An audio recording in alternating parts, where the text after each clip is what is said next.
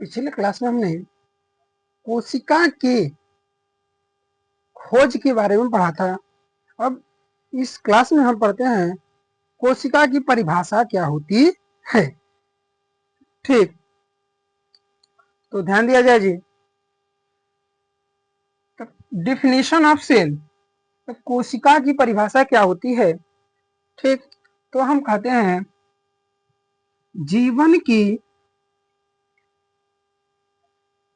जीवन की संरचनात्मक एवं क्रियात्मक इकाई को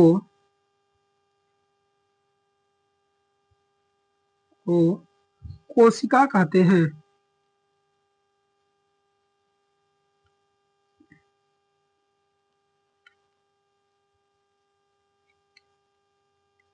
क्या बोला हमने?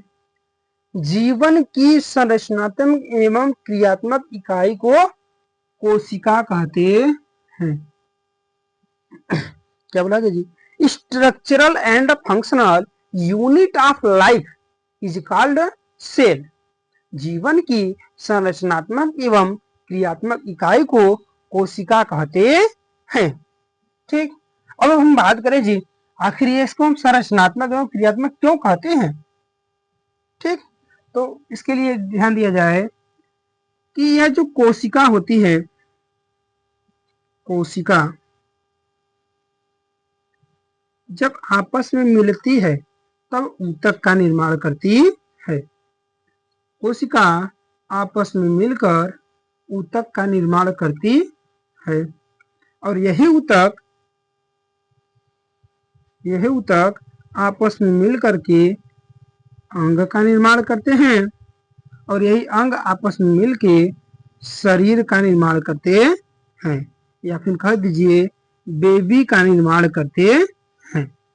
ठीक, हमने क्या बोला जी कि कोशिका आपस में मिलकर ऊतक का निर्माण करेंगी और ऊतक आपस में मिलकर अंग का निर्माण करेंगे और अंग आपस में मिलकर बॉडी का निर्माण करते हैं या फिर बेबी का निर्माण करते हैं। ठीक, तो यहां से अगर देखा जाए तो हमारे शरीर जो है वह एक संरचना है। ठीक, यह संरचना है, यह जो शरीर की संरचना है यह बनाई किसने बनाई जी? कोशिका ने बनाई। अतः इसलिए हम इसे संरचनात्मक कहते हैं। साथ ही यह जो कोशिका है इसी ने ऊतक का निर्माण किया और इसी ऊतक के द्वारा अंग का निर्माण हुआ है, जैसे में किडनी, लीवर, फेफड़ा, तो अनेक प्रकार की जितने भी अंग हैं सबका निर्माण किसने किया? कोशिका ने किया। और यह जो अंग है वह विशेष प्रकार की क्रिया हमारे शरीर में करते हैं। तो इसीलिए हम कहते हैं जी कोशिका को जीवन की संरचनात्मक एवं क्रियात्मक इकाई कहा जाता है, क्योंकि यह हमारे शरीर को संरचना प्रदान करता है, साथ ही हमारे शरीर में होने वाली सभी उपापचयी क्रियाओं का नियंत्रण भी करता है। जिस प्रकार से दीवार या फिर मकान का निर्माण ईंट के द्वारा होता है, उसी प्रकार से हमारे शरीर का निर्माण जो है वह कोशिका के द्वारा होता है। ठीक वैसे ही जैसे ईंट आपस में मिलते हैं और दीवार का फॉर्मेशन करते हैं, और यह जो दीवार आपस में मिलके एक क्या करेंगे? कमरे का निर्माण करते हैं, और यह एक कमरा आपस में जब मिलते हैं अनेक कमरे तो एक मकान का निर्माण हो जाता है। ठीक, जिस प्रकार से ईंट आपस में मिलकर दीवार का निर्माण करते हैं और दीवार मिलता है तो एकल कमरे का निर्माण होता है और यही एक एक कमरा मिला करके मकान का निर्माण होता है, वैसे ही यह कोशिका आपस में मिलकर ऊतक का निर्माण करती है और ऊतक आपस में मिलकर अंग का निर्माण करते हैं और यह अंग आपस में मिलकर शरीर का निर्माण करते हैं। ठीक, तो यह हमारा हो गया परिभाषा के बारे में कि वास्तव में जो कोशिका है उसकी क्या परिभाषा हो सकती है। तो हमने देखा कि जीवन की संरचनात्मक एवं क्रियात्मक इकाई को कोशिका कहते हैं। Structural and functional unit of life is called cell. ठीक, अब नेक्स्ट पार्ट हम बात करते हैं आगे जी, सेल थियरी, कोशिका सिद्धांत क्या है। ठीक,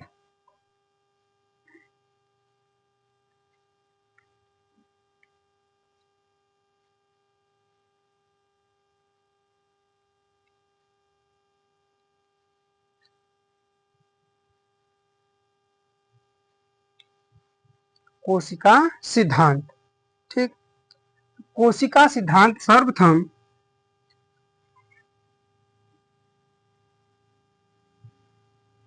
कोशिका सिद्धांत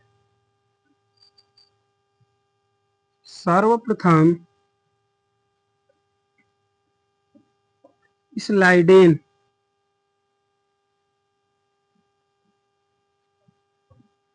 एवं स्वान नामक वैज्ञानिक ने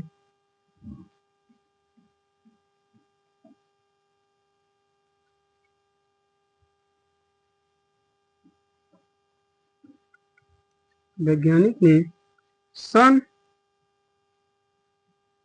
1838 से 1839 के बीच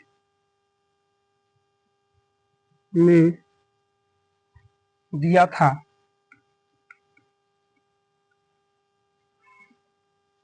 ठीक, हमने क्या बोला जी कि कोशिका सिद्धांत सर्वप्रथम स्लाइडेन एवं स्वान, दो वैज्ञानिक, एक स्लाइडेन और एक स्वान, दो वैज्ञानिकों ने दिया था। एक स्लाइडेन थे और दूसरे स्वान। तो कोशिका सिद्धांत सर्वप्रथम स्लाइडेन एवं स्वान नामक वैज्ञानिक ने सन 1838 से 1839 के बीच में दिया था। ठीक, ये दोनों वैज्ञानिक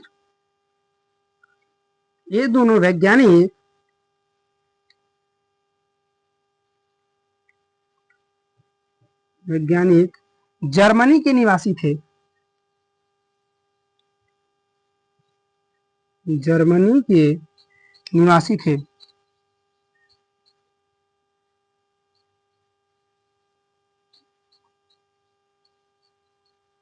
ठीक, ये दोनों वैज्ञानिक कहाँ के रहने वाले थे? जर्मनी में रहने वाले थे। ठीक, अगला पॉइंट जी,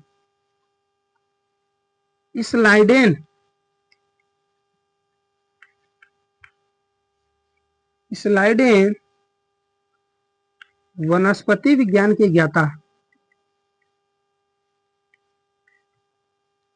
वनस्पति विज्ञान के ज्ञाता तथा स्वान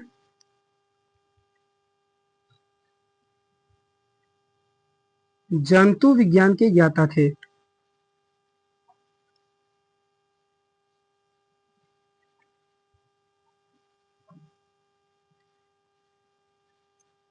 हमने क्या बोला जी कि स्लाइडेन जंतु विज्ञान के ज्ञाता थे तथा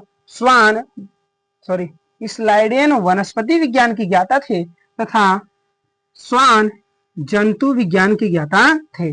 मतलब Schleiden was botanist and Schwann was क्या जी जूलॉजिस्ट। तो स्लाइडेन जो थे वह वनस्पति विज्ञान के ज्ञाता थे, जबकि स्वान जंतु विज्ञान के ज्ञाता थे। तो यह हो गया हमारा कोशिका सिद्धांत किसने दिया, कब दिया, कहाँ के निवासी थे। अब हम बात करते हैं जी कि कोशिका सिद्धांत की विशेषताएं। तो नेक्स्ट पॉइंट हमारा जी कोशिका सिद्धांत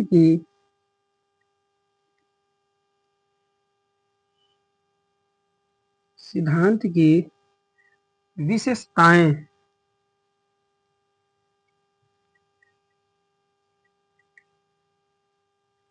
कैरेक्टर ऑफ सेल थियरी और फीचर ऑफ सेल थियरी। ठीक, तो कोशिका सिद्धांत की अनेकों विशेषताएं हैं, जिसमें फर्स्ट पॉइंट हम बात करते हैं। कोशिका सिद्धांत की अनेक विशेषताएं होती हैं।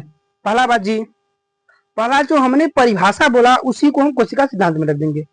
जो परिभाषा हमने बोला था कि जीवन की संरचनात्मक एवं क्रियात्मक इकाई को कोशिका कहते हैं, तो वही बात हमारा क्या आएगा, फर्स्ट पॉइंट में आएगा कि जीवन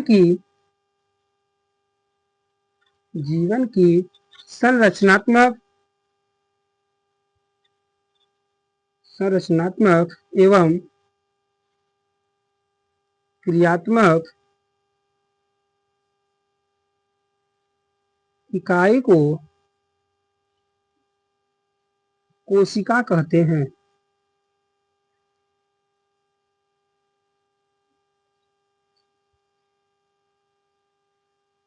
ठीक। पहला कोशिका सिद्धांत क्या है जी कि जीवन की संरचनात्मक एवं क्रियात्मक इकाई को कोशिका कहते हैं। जो हमारा परिभाषा था वही हमारा क्या है, पहला फीचर है किसका, कोशिका सिद्धांत का। दूसरा बात जी, सभी कोशिकाएं या सभी जीव कोशिका के बने होते हैं, के बने होते हैं। ठीक, हमने क्या बोला, पृथ्वी पर जितने भी जीव पाए जाते हैं सभी किसके बने हुए, कोशिका के बने होते हैं। चाहे वह एक कोशिकीय हो, चाहे वह एक कोशिकीय हो या फिर बहुकोशिकीय हो, चाहे वह जीव एक कोशिकीय हो या फिर बहुकोशिकीय हो। ठीक, तो सभी जीव किसके बने होते हैं, कोशिका के बने होते हैं। या तो वह एक कोशिका के बने होंगे या तो अनेक कोशिका के। अगर एक कोशिका का बना है तो एक कोशिकीय, अनेक कोशिका का बना है तो बहुकोशिकीय। ठीक, तो जितने भी जीव पाए जाएंगे संसार में सभी क्या होंगे जी, कोशिका के बने होते हैं। थर्ड पॉइंट, सभी जीवों के ऊपर, ठीक, या फिर सभी जीव कोशिका झिल्ली के द्वारा घिरे होते हैं। सभी जीव कोशिका झिल्ली के द्वारा घिरे होते हैं। थर्ड पॉइंट क्या है जी कि सभी जीव, सभी जीव या सभी कोशिका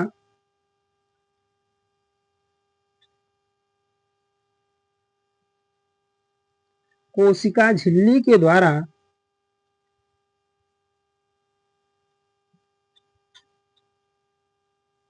झिल्ली के द्वारा घिरे होते हैं।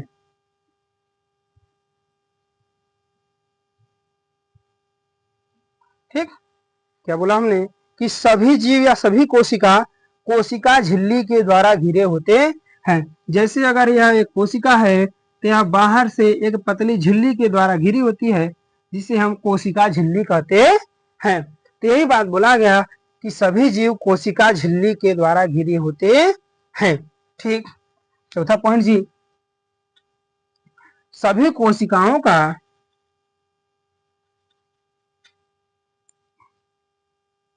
सभी कोशिकाओं का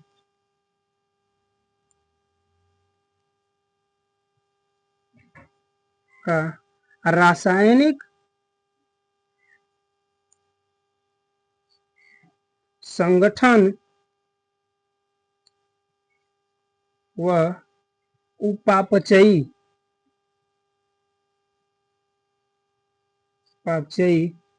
क्रियाएं समान होती हैं।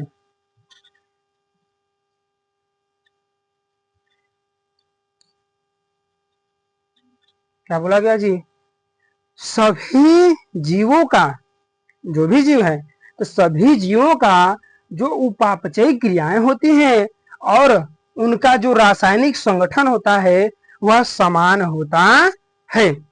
जितने भी जीव हैं उनका जो भी रासायनिक क्रियाएं होंगी या उपचयी क्रियाएं होंगी और उनका जो रासायनिक संगठन होता है वह समान होता है। उपापचयी क्रियाएं मतलब श्वसन, परिवहन, उत्सर्जन। ठीक, तो यह सभी जो क्रिया है उपापचयी क्रिया है। ठीक, तो यह सभी क्रियाएं क्या होंगी जी, सभी जीवों में समान होती हैं। अगला पॉइंट जी, पांचवा, सभी जीव स्वयं के न्यूक्लिक अम्ल के बने होते हैं। सभी जीव स्वयं के न्यूक्लिक अम्ल के द्वारा बने होते हैं। ठीक, हमने बोला सभी जीव स्वयं के न्यूक्लिक अम्ल अम्ल या तो वह डीएनए हो सकता है या तो वह आरएनए हो सकता है। ठीक, तो सभी जीव स्वयं के न्यूक्लिक अम्ल डीएनए आरएनए के बने होते हैं।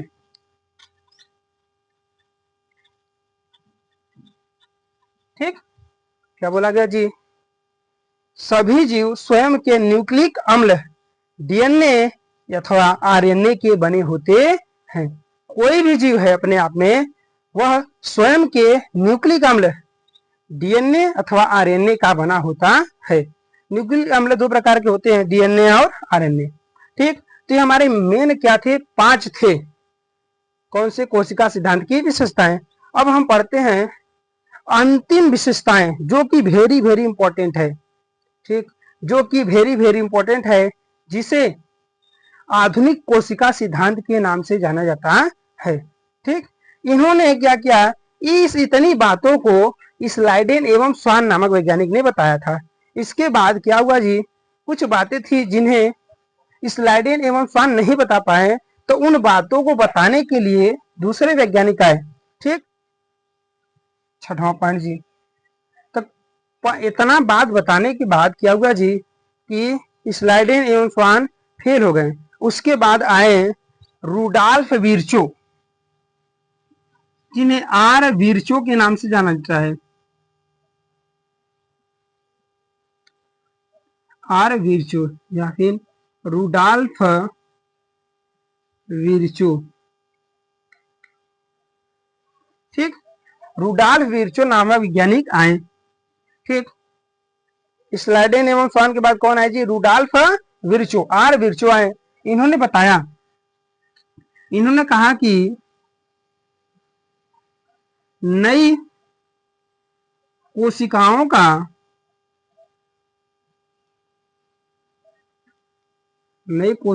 का निर्माण पुरानी कोशिकाओं से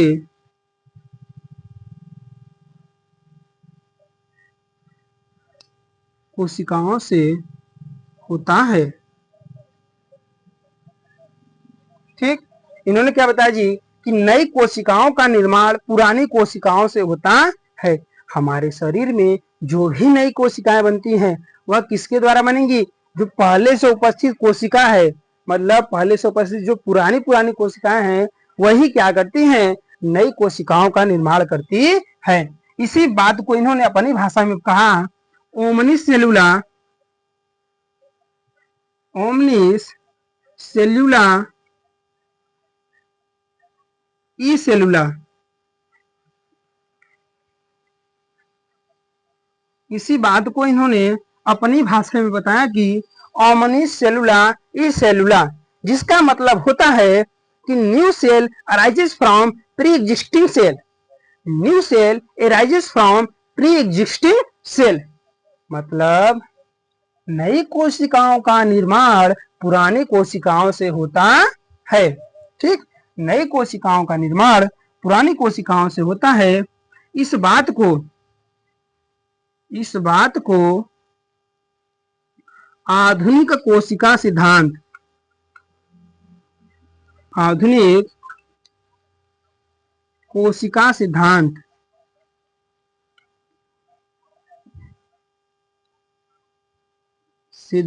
के नाम से जाना जाता है।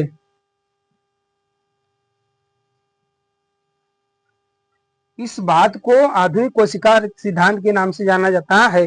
किस बात को जाना जाता है जी? कि नई कोशिकाओं का निर्माण पुरानी कोशिकाओं से होता है।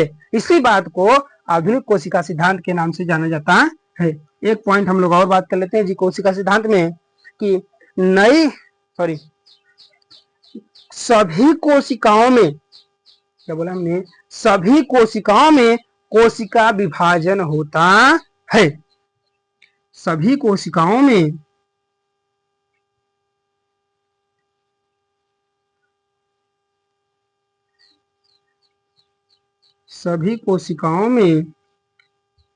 कोशिका विभाजन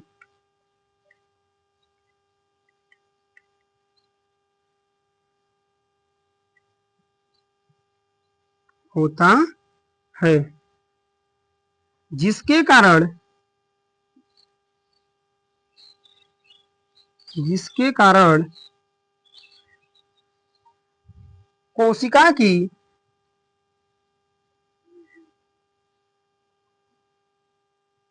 कोशिका की संख्या में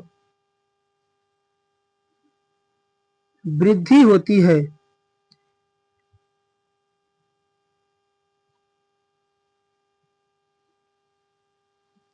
हमने क्या बोला जी? हमने बोला कि सभी कोशिकाओं में कोशिका विभाजन होता है। सभी कोशिकाओं, चाहे वो कोई भी कोशिका है, तो सभी कोशिकाओं में कोशिका विभाजन होता है, जिसके कारण कोशिका की संख्या में वृद्धि होती है, जिसके कारण एक कोशिका से अनेक कोशिकाओं का निर्माण होता है। तो यही बोला गया कि सभी कोशिकाओं में कोशिका विभाजन होता है, ठीक, जिसके कारण कोशिका की संख्या में वृद्धि होती है। यही कारण है कि हमारे शरीर का वृद्धि होता है।